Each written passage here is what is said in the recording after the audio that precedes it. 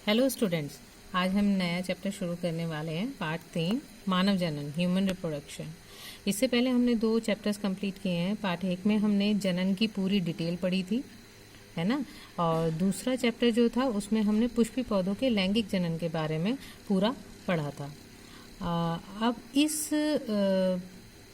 Chapter में हमने human reproduction में होने वाले सारे फेजेस की डिटेल पढ़ेंगे, लेकिन आज केवल हम थोड़ी सी टर्मिनोलॉजी डिस्कस करेंगे और कुछ फेजेस का शॉर्ट रूप, एक प्रारूप लूँगी। जैसे हमने पार्ट एक में जब हमने जनन डिस्कस किया था, थोड़ा सा मैंने आपको सेक्सुअल रिप्रोडक्शन के बारे में बताया था। उसमें मैंने पौधे और मानव के जनन के बारे में थोड़ी सी डिटेल आपको डिस्कस की थी। तो सबसे पहले एक टर्म आती है, अगर हम मानव जनन की डिस्कशन कर रहे हैं तो मानव जो है हमें पता है क्या है, यूनिसेक्सुअल है, एक लिंगी है। इसका मतलब कि इसमें मेल और फीमेल दोनों अलग अलग पाए जाते हैं, ये हम जानते हैं, है ना। इसको डिनोट करने के लिए जो टर्म होती है वो इस तरीके से होती है ना। ये सिंबल्स हम आगे यूज़ करेंगे। एक टर्म आती है सेक्सुअल डायमॉर्फिज्म। जो मानव है वो सेक्सुअल डायमॉर्फिज्म शो करते हैं। सेक्सुअल डायमॉर्फिज्म का मतलब है कि देखने से ही हम पहचान जाते हैं कि ये मेल है या फीमेल है, यानी देखने में ही उनमें अंतर होता है, देखने में ही वो दोनों अलग अलग होते हैं। उनमें जो हार्मोन्स बनते हैं वो अलग अलग बनते हैं, उनके जो सेक्स ऑर्गन होते हैं वो भी अलग अलग होते हैं। तो ये 2 टर्म्स जो हैं एक मानव जनन को स्पेशल बनाती हैं, ठीक है। अब मानव जनन में होने वाली जितनी भी जो डिफरेंट फेजेस हैं, है ना, डिफरेंट फेजेस हैं, उनको हम यहाँ पर शॉर्ट में डिस्कस कर रहे हैं पॉइंट वाइज। उसको आप फिर डिटेल हम आगे उसकी एक एक करके पढ़ेंगे। सबसे पहले जो पहली फेज जो आती है वो आती है gametogenesis. Gametogenesis means, chapter first में मैं रिकॉल करा रही हूँ आपको, चैप्टर फर्स्ट में भी हमने ये डिस्कस किया था, यानी कि गैमेट का बनना। गैमेट का बनना याद आया, गैमेट का बनना।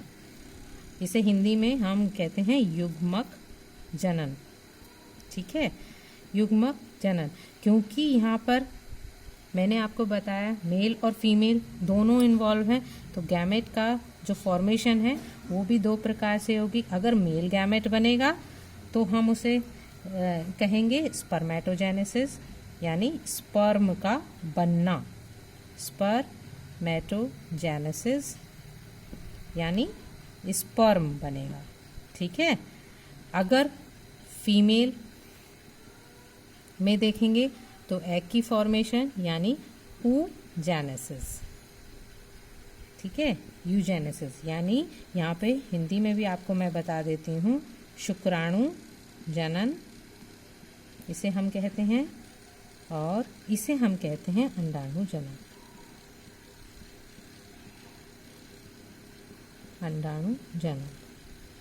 तो गैमेट का बनना प्रोसेस क्या कहलाता है, गैमेटोजेनेसिस।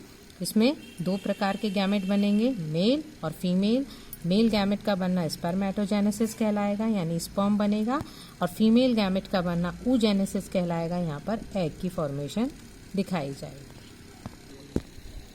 गैमेट बनने के बाद दोनों प्रकार के गैमेट हमारे पास आ गए हैं। दूसरा स्टेप जो आता है ट्रांसफ़र ऑफ गैमेट, यानी एक जगह से दूसरी जगह गैमेट का ट्रांसफ़र होना, ट्रांसफ़र ऑफ गैमेट, ठीक है। यानी हमारा जो मोटाइल होगा, जो एक जगह से दूसरी जगह जा सकता है, वो मेल गैमेट जो है वो फीमेल बॉडी में, फीमेल जो रिप्रोडक्टिव स्ट्रक्चर है उस तक जाने की प्रक्रिया अब यहाँ पर होगी, ठीक है, फीमेल रिप्रोडक्टिव ट्रैक्ट में जाएगा, ठीक है। तो इस प्रोसेस को हम कहते हैं वीर्य सेचन, ठीक है। यानी एक गैमेट का दूसरी फीमेल गैमेट में जाना, यानी ट्रांसफर ऑफ गैमेट होना, ये क्या कहलाती है? वीर्यसेचन कहलाती है। इंग्लिश में हम इसे कहते हैं इंसेमिनेशन। मैंने आपको पहले पार्ट में भी बताया था कि जो गैमेट होते हैं उसमें से कुछ मोटाइल होते हैं, कुछ नॉन मोटाइल होते हैं। तो इसमें मेल गैमेट, ह्यूमन रिप्रोडक्शन की अगर हम बात करें तो इसमें स्पर्म जो है, मेल गैमेट जो है वो चलने की क्षमता रखता है, और फीमेल जो गैमेट है वो नॉन मोटाइल होता है। तो मेल गैमेट का फीमेल गैमेट तक पहुंचना वीर्यसेचन की क्रिया कहलाती है। तीसरा जो हमारा पॉइंट आता है वो है निषेचन की क्रिया, यानी फर्टिलाइजेशन।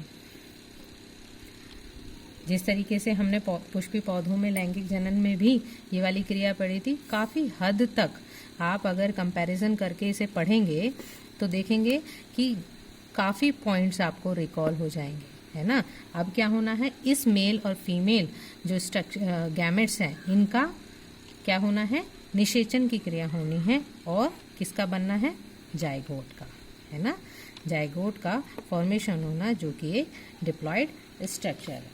फिर आती है फोर्थ स्टेज, आती है हमारी डिवीजन फेज, जिसमें कि ये जो जाइगोट बना है हमारा, है ना, ये जाइगोट जो लगातार डिवाइड होगा, ठीक है, डिवाइड होगा और उसका एक तरह से कह सकते हैं ब्लास्टुलेशन स्टेज तक जाएगा। मोरुला, इस दौरान आप पढ़ेंगे कि वो मोरुला स्टेज में आएगा, फिर ब्लास्टुला स्टेज में आएगा, लगातार उसका डिवीजन वहाँ पर चलता रहेगा।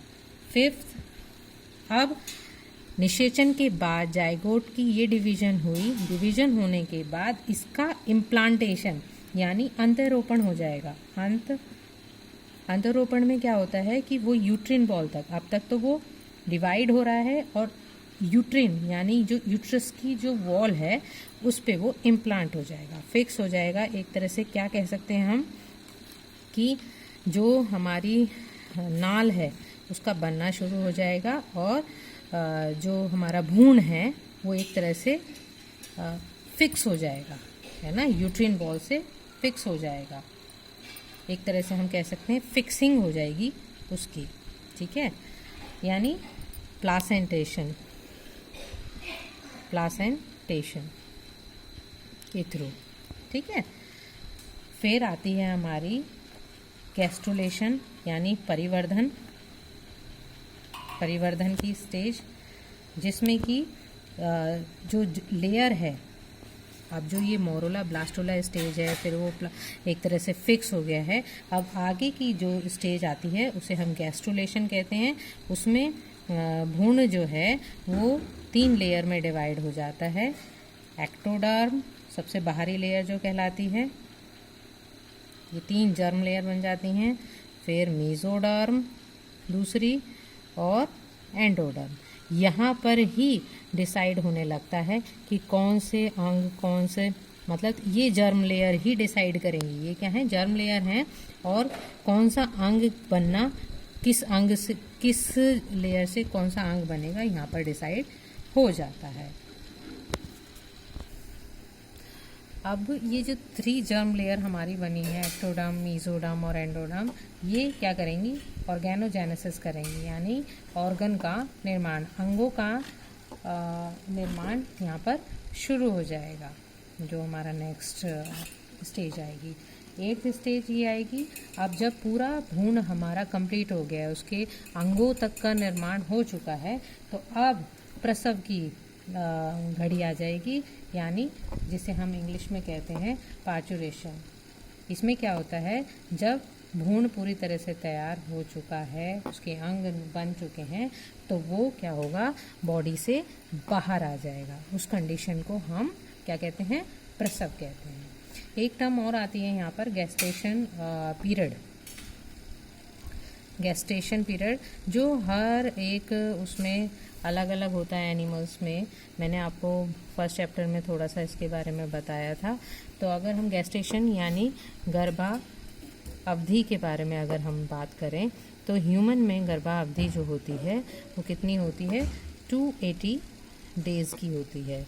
280 डेज़ एंड कह सकते हैं हम 9 मंथ, ठीक है, यानी कि पूरा जितने भी हमने 8 पॉइंट डिस्कस किए हैं, ये पूरे जब होते हैं और उसमें जब एम्ब्रियो डेवलप होता है, ये पूरा काल गर्भावधि कहलाता है और ये पूरा 9 मंथ्स का होता है। अब हमें इन पूरे 8 पॉइंट्स को डिटेल में डिस्कस करना है, क्योंकि सबसे पहले जो नेक्स्ट वीडियो होगी हमारी, सबसे पहले गैमेटोजेनेसिस, आप कहेंगे कि गैमेटोजेनेसिस के बारे में डिस्कस करेंगे। उससे पहले हमें ये देखना है कि वो गैमेट किस अंग में बनते हैं। तो नेक्स्ट वीडियो में जो हम पढ़ेंगे वो मेल स्ट्रक्चर के बारे में, मेल रिप्रोडक्टिव स्ट्रक्चर के बारे में डिटेल में